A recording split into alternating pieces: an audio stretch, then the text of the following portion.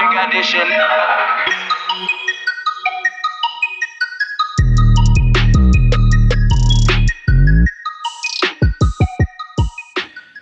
Olá António, cá estamos mais uma semana, não é? Olá Rui. E desta vez vamos percorrer um tema que é importante, que falámos já no episódio passado, que é o que é Bitcoin e a origem do Bitcoin. E estávamos aqui a ver, e no teu livro está aqui uma frase do... diz criador... Sim. É, criador. Sim. Do criador da... Inventor, era isso que eu disse, era criador, se era inventor. O que é que se usa mais já agora? Inventor, talvez, mas vem do inglês, não é? Portanto, a tradução mais perfeita para português seria... não saberei, mas inventor, sim. Inventor. No fundo, pronto, que descobriu a forma criptográfica e matemática depois de resolver um problema. Uhum. Mas, então é o senhor Satoshi Nakamoto, é isso? Exato. Ou Nakamoto Satoshi, que os nomes... Isto é ao contrário, como é que é? Ele é sempre mencionado como Satoshi Nakamoto. Satoshi Nakamoto, sim. Ok. E a frase é: tenho estado a trabalhar num novo sistema de dinheiro eletrónico que é totalmente peer-to-peer, sem nenhum middleman ou terceira parte envolvida. O meu paper está disponível no link http://www.bitcoin.org/bitcoin.pdf. As características principais são: os gastos duplicados são evitados com uma rede peer-to-peer, sem intermediários ou entidades externas como sistema de confiança. Os intervenientes podem ser anónimos. Novas moedas são geradas com o modelo Hashcash Proof of Work. O sistema Proof of Work para gerar novas moedas é simultaneamente o que suporta a rede que previne os gastos duplicados. Isto aqui, está aqui muita coisa que...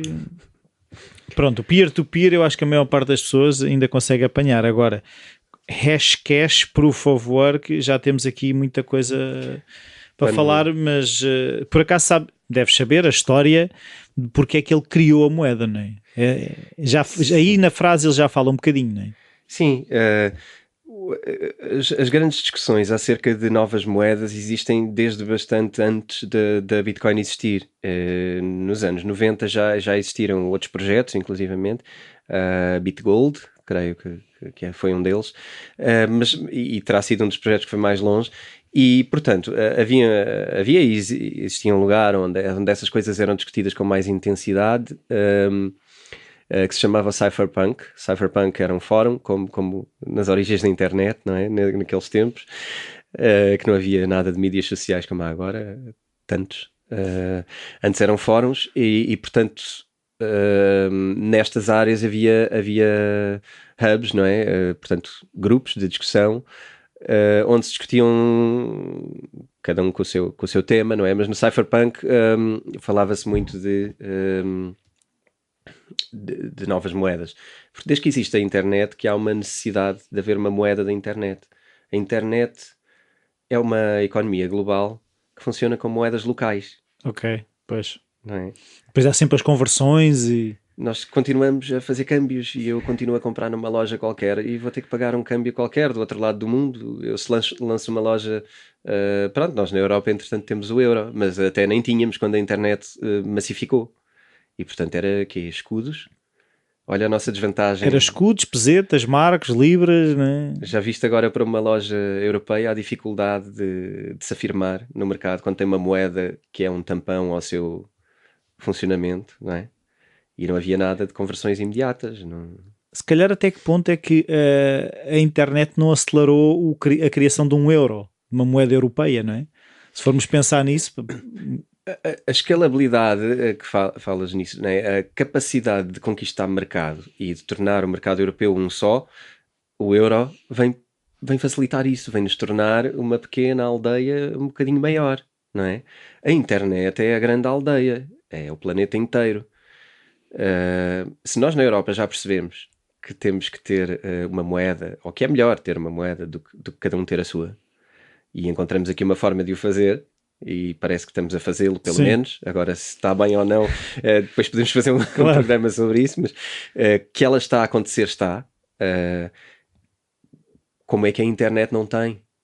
estamos atrasados no tempo, não é? Nós temos uma tecnologia global, temos uma loja global, temos uma economia global que é muito significativa, são muitos milhões de euros. Eu não trouxe informação, mas eu vou trazer para outro programa, vamos falar disso, qual é o tamanho da economia da internet, porque é muito importante perceber, porque isso mostra-nos qual é o tamanho que tenderá a ter uma moeda da internet. Sim. Não é?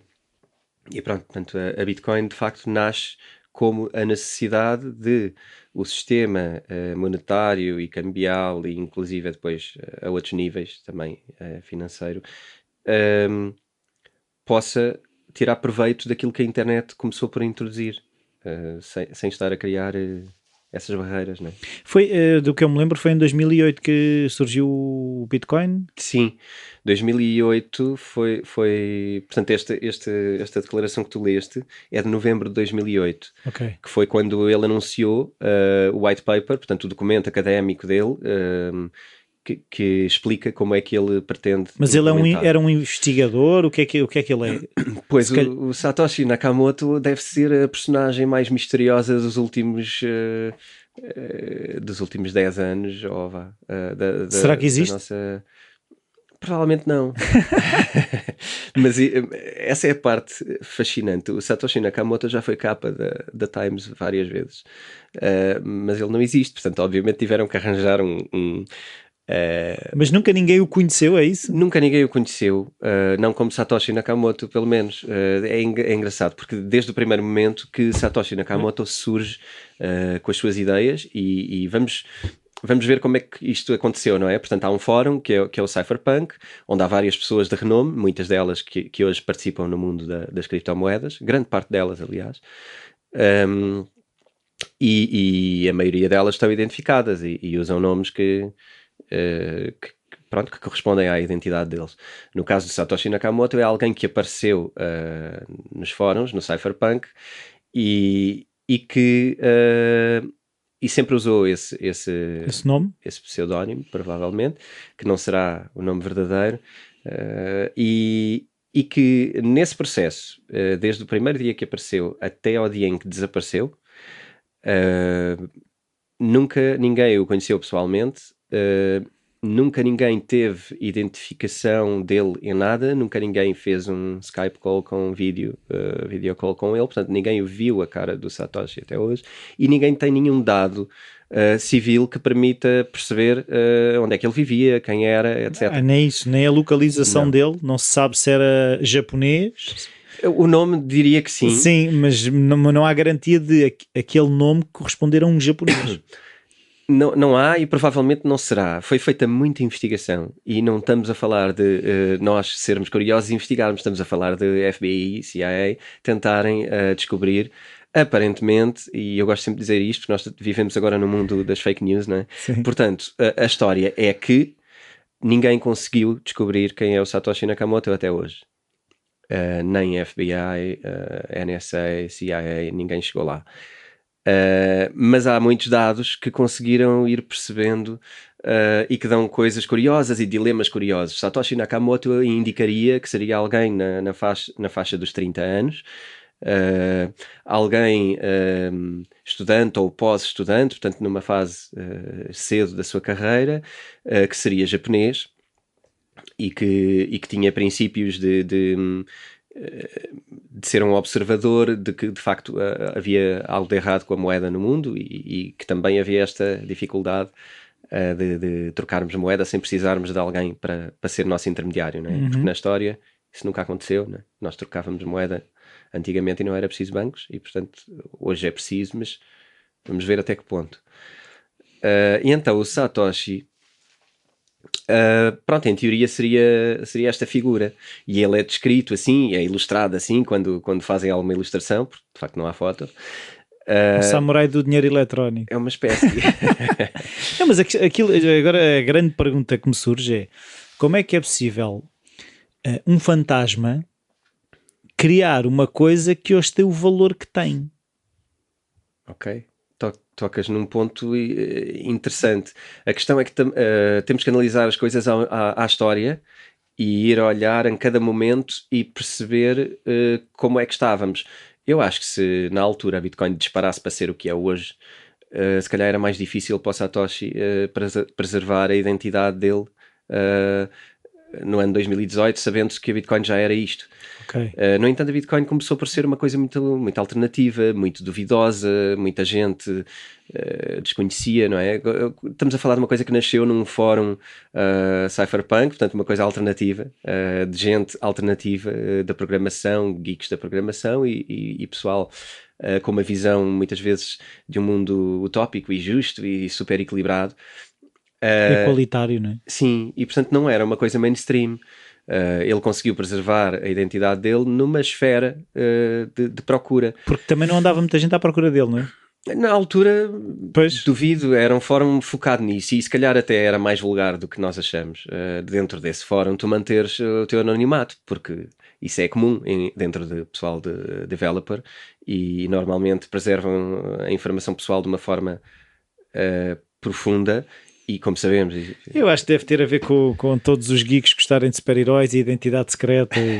Acho que é por aí. Ele já se imaginava com uma capa. Yeah. Então, não sei, eu acho que foi muito inteligente. E eu romanticamente gosto de pensar que isto fazia parte do plano, porque ele de facto desaparece em 2012. Se eu tiver aqui a cometer algum erro, eu vou voltar no programa seguinte para dizer a minha imprecisão, mas eu não consigo ter os números todos na cabeça ao mesmo tempo. Mas isso está no meu livro também, a história está toda bem desenvolvida e fundamentada. Ele a dada altura, o que faz, quando ele sente, e ele diz isso, que o trabalho dele está desenvolvido, está implantado e está a acontecer, e já tinham sido feitas as primeiras transferências, o código estava posto, já havia muita gente a trabalhar no código da Bitcoin, ela não foi toda programada por ele, e a Bitcoin que temos hoje é muito mais profunda e tem Mas quando ele lançou mais... já tinha outros intervenientes? Quando ele lançou, ele foi um dos intervenientes da primeira transferência. Ok. Com outro interveniente que por acaso é uma das suspeitas de que seja o Satoshi Nakamoto. Ok. Uma das teorias do Satoshi Nakamoto é que a primeira interveniência dele, a primeira troca, é feita com ele próprio. Portanto, ele usava um pseudónimo como Satoshi Nakamoto e estava lá como... agora terei que consultar os meus, os meus primórdios, mas a primeira troca de Bitcoin é feita com uma das pessoas que se suspeita que pudesse ser ele próprio. Ele próprio. E isso, nada disso está provado até hoje. Curiosamente, já agora coloco aqui uma parte gira da história, e isto é muito engraçado.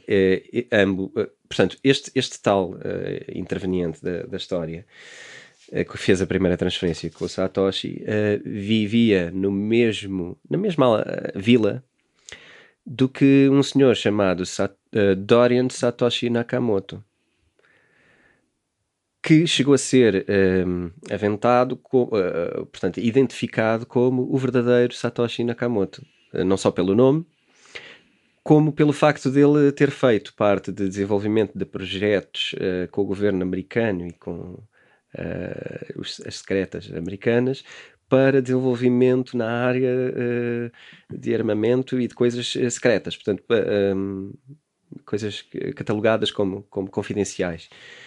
Esse senhor tinha já uma certa idade, 70 e tais anos, e negou prontamente que era ele, e foi extremamente perturbado pela imprensa, andava tudo à volta dele quando a Bitcoin já estava a ser numa das suas ascensões de valor. Mas foi negado, e esse foi um dos momentos, em 2014, quando o próprio Satoshi Nakamoto voltou a aparecer num fórum para dizer: eu não sou o Dorian Satoshi Nakamoto, e voltou a desaparecer até hoje. Portanto, desde 2012 ele teve uma aparição novamente para dizer Mas quem é que apareceu? Mas apareceu fisicamente? Não, apareceu novamente nos fóruns okay. E à partida certificadamente como o anterior. Agora, sim, mas eu também posso ser o Dorian Satoshi Nakamoto, dizer que não sou o Dorian Satoshi Nakamoto para me safar. Fake news. É horrível isto, mas de facto nós temos que viver com o que temos. Então, a questão é como é que a Bitcoin foi crescendo, não é? A história dela tem muito a ver com o crescimento, não é? Sim. A Bitcoin não cresceu sempre de uma forma linear. A Bitcoin primeiro apareceu e continuava a ser uma coisa trocada a este nível. Entre os punks. Entre o pessoal alternativo e que queria muito que isto acontecesse. E muita gente continuou a trabalhar no código dela, a desenvolvê-la, a torná-la mais eficiente, etc. Mas achavam que estavam a trabalhar no quê? É que essa questão do código acho que era importante também começarmos a desmanchar para eu também perceber. Porque aquilo é criptografia. Aquilo é o quê? São contas, são problemas matemáticos, o que é aquilo? E porque é que isso tem valor, mesmo no início, porque é que isso tinha valor para essas pessoas trabalhar naquilo? Hoje em dia percebe-se o valor, porque aquilo vale dinheiro, não é? Outra coisa é perceber na altura qual é que era o interesse. Era um jogo? Por acaso o gaming está ligado às origens das primeiras criptomoedas. E as pessoas são alguns dos intervenientes que estão na origem da Bitcoin e da BitGold que eu falei antes são pessoas ligadas ao desenvolvimento de gaming na altura. Que tinham feito projetos enormes na área de gaming, que tinham vendido se calhar os jogos, ou que programavam para jogos significativos. Portanto, há de facto, tocaste num ponto giro, há de facto uma associação entre gaming ou entre a esfera do gaming e as primeiras criptomoedas. O que acontece aqui, o que lhe deu valor, aqui temos de dar um salto no raciocínio. O que dá valor à Bitcoin não é o código, ou seja, sendo o código, mas o que dá valor à Bitcoin foi a credibilidade que o protocolo dela trouxe, no sentido de impedir ou de resolver o maior problema até ao momento, que era, por exemplo, da duplicação da moeda. Eu acho que a frase que tu refere, sim. leste refere a duplicação. Que de facto é uma das maiores dificuldades numa coisa digital. Tu sabes que copias-me documentos Word quantas vezes quiseres. Copy-V, Ctrl-C, Ctrl-V, não é? Exato, e tu duplicas-me moeda, não é? A toda a hora. O teu documento, se tiver valor, vamos pôr o teu Word tem um valor, porque descobriste alguma coisa importante. Mas tu copias-me aquilo milhões de vezes e toda a gente fica com aquilo, o valor vai-se perder, não é? Claro. No caso da Bitcoin, o que o Satoshi Nakamoto resolveu foi o chamado General's Byzantium Problem, portanto, o problema dos gerais bizantinos, que vem da história na matemática como uma dificuldade. No caso, era um ataque. Eu posso entrar aqui em grandes detalhes históricos, mas seria um ataque sincronizado entre vários generais que cercavam uma cidade, mas que tinham que decidir entre eles e confidencialmente a hora do ataque e o momento. Sem que mais ninguém soubesse. Exatamente, e a questão é que tu tinhas que fazer circular a informação pela cidade e tinhas de ter certeza que ela não é corrompida ou que não é revelada aos teus opositores pelo caminho, ok? E tu consegues isto através do consenso, o tal que também está mencionado na frase, portanto estamos aqui já a desmontar a frase. Portanto, ele resolve este problema e é quando ele diz acho que encontrei uma solução para uma moeda tal, ele fala muito, passa por aqui, que tem a ver com o consenso da blockchain, portanto a rede de haverem vários computadores e a forma como eles os distribuiu e como eles comunicam e validam a verdade. Portanto, isto ao nível dos generais, ele encontrou uma maneira de os generais todos conseguirem consertar entre si criptograficamente, portanto em código. Eles tinham um código só deles, não é?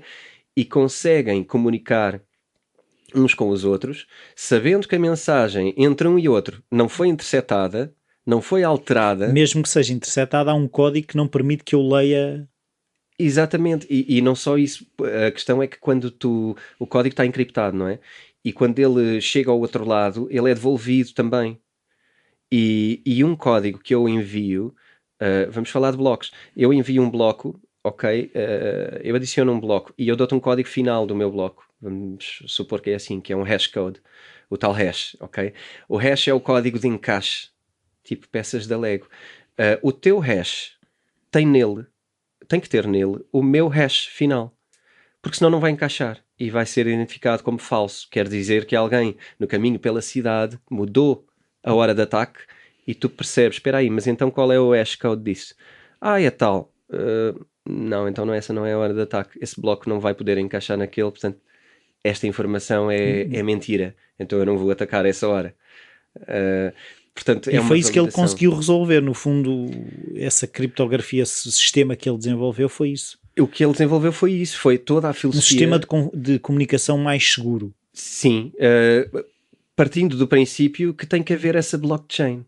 Ok, portanto, a blockchain como ela existe é uma invenção do Satoshi Nakamoto. A forma de os computadores, voltamos a falar de computadores, a forma de os validadores da informação comunicarem entre si e certificarem verdades é a invenção do Satoshi Nakamoto neste momento, portanto, na parte da Bitcoin. A forma como eles dizem este bloco é falso, vou rejeitá-lo, e este bloco é verdadeiro, encaixou, passa a fazer história das transações da Bitcoin, e isto significa tanto quanto, na vida real, eu pago-te, faz-te conta, compro-te o teu carro por 2.000 euros, e ao mesmo tempo estou a comprar outro carro ao teu vizinho com a mesma moeda. Uma delas vai ser falsa, ok? Uma delas vai ser rejeitada pela rede. Se eu só tinha 2.000 euros e compro 2 carros de 2.000 euros... E assim, através do Hashcash, ele resolve e percebe, este Hashcash, vamos supor, é igual ao outro, eu não posso aceitar duplicado. Aquele bloco já está preenchido com uma nova transferência, não vai encaixar 2 vezes a mesma moeda. E aqui resolve-se o problema da duplicação de gastos, que também está mencionado nesta frase. Já fizemos mais um passinho no nosso caminho. Portanto, a validação é feita caso a caso e impede a duplicação dos gastos da Bitcoin, no caso. Então, no fundo, a Bitcoin é mais a transferência de informação segura do que propriamente uma moeda. Ok, de facto é. O que tu conseguiste foi um sistema de pagamentos seguro. Ok. E que adicionalmente também é uma moeda. E a moeda é importante porquê? Perguntas tu, ou porquê é que temos que associar uma coisa à outra? Porque a moeda tem um papel fundamental na validação do próprio sistema, porque repara, tu como elemento da blockchain, tu tens a tua maquinazinha, recebes em quê? Em Bitcoin. O que é que acontece aqui? Eu estou-te a anexar os teus gastos à veracidade da minha rede. Uhum. Tu se gastas 200 euros de eletricidade por mês para pôr a tua máquina a funcionar e recebes em Bitcoin, mas o que tu estás a fazer é a adulterar o sistema da Bitcoin e a descredibilizá-la e ela deixa de funcionar porque tu mentes na rede, o que tu fizeste foi deitar fora o teu dinheiro, teu porque dinheiro. a tua rede... Se tu estás investido lá, não te interessa mentir. E, portanto, a remuneração em Bitcoin é fundamental para a veracidade dos validadores, ok? Para que tu estejas motivado para não tens que estar aldrabar. investido. Tu tens de estar investido, tu tens que ser parte desta comunidade. Por isso é que... E assim não tens interesse na falsidade da coisa. Exatamente. Tem um preço muito alto para pagar, não é? Porque tu, para falsificares um resultado, sai-te muito caro. Se tu corrompes a rede, estás a corromper os teus ganhos. Sim. E aí vem portanto, daí que seja importante haver uma moeda no sistema e que essa moeda esteja relacionada com a fidelização. É um stake que tu fazes, não é? Eu, como sou proprietário disto, eu não vou destruir isto, não é? Ou seja, a moeda acaba por funcionar como mais um layer de credibilidade sobre um sistema de comunicação que se quer que seja fiável. Exatamente. É um layer de segurança, porque se tu tens uma parte nesta casa, tu não vais começar a parti-la a torto e a direito. A tua vantagem, e este é o dilema máximo, é o grande paradoxo, o teu ganho tem que ser superior à tua perda. Sim. Caso tu queiras falsificar, ok? E enquanto tens um sistema que funciona, porque toda a gente prefere que esta casa esteja de pé do que esteja destruída, porque vamos ganhar dinheiro com ela, vamos alugá-la, vamos fazer qualquer coisa. E se aquilo que eu tive a investir, a comprar um ASIC, ou se toda a energia que eu gastei, se eu corromper o sistema, ou seja, o meu investimento vai por água abaixo. Vai por água abaixo porque estás a destruir o único ativo, não é? Que é aquela rede só funciona e só é fiável enquanto tu fores credível. E tu tiveste que colocar lá algum dinheiro para participar. colocas algum dinheiro na parte operacional, não é? Nos custos, custos frequentes, não é? Custos continuados no tempo. E enquanto estás a fazer, só estás a perder dinheiro, não é? Se tu não validas o teu bem, se tu não... Então agora a pergunta que me surgiu foi até que ponto é que este protocolo, não sei o que é que se pode chamar, não será também, poderia ser utilizado por outro tipo de moedas que não a Bitcoin. Percebes o que é que eu estou a dizer? A Bitcoin é um layer em cima de um sistema. Sim. Sim. Até que ponto é que eu não poderia usar o mesmo sistema para comunicar com segurança outros tipos de transações? Ok. Então falamos de outras moedas que foram criadas logo a seguir, como... Mas se calhar vamos ter que falar no próximo episódio. Pois vai ter que ser, isto é... Então, no próximo episódio vamos falar de outras moedas e porque é que surgiram, se calhar. Boa. Faz sentido? Claro que sim. Então, continuamos a aguardar pelas vossas perguntas. O e-mail é bitcointalkspodcast@gmail.com e no último episódio nem referimos que muita da informação que nós partilhamos aqui está no teu livro Bitcoin e depois tem um subtítulo tudo o que precisa de saber sobre o mundo das criptomoedas, do António Vilaça Pacheco, editado pela editora Self. Já está nas bancas. No primeiro episódio, quando fizemos o primeiro episódio, ainda não estava, ainda não tinha sido lançado. Exato. Agora já está.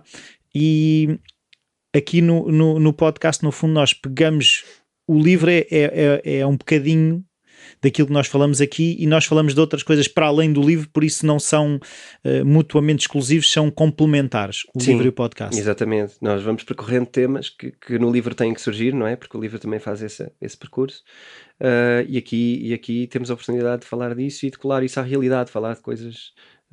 E outras dúvidas que aqui o menos versado no assunto vai tendo ao longo... E, no fundo esse é também um bocadinho o papel que eu faço aqui, e se vocês enviarem as vossas perguntas, mais fácil também será isto complementar as informações que vocês, as dúvidas que vocês possam ter, certo? Certíssimo. Então, para a semana cá estamos outra vez. Adeus, António. Adeus.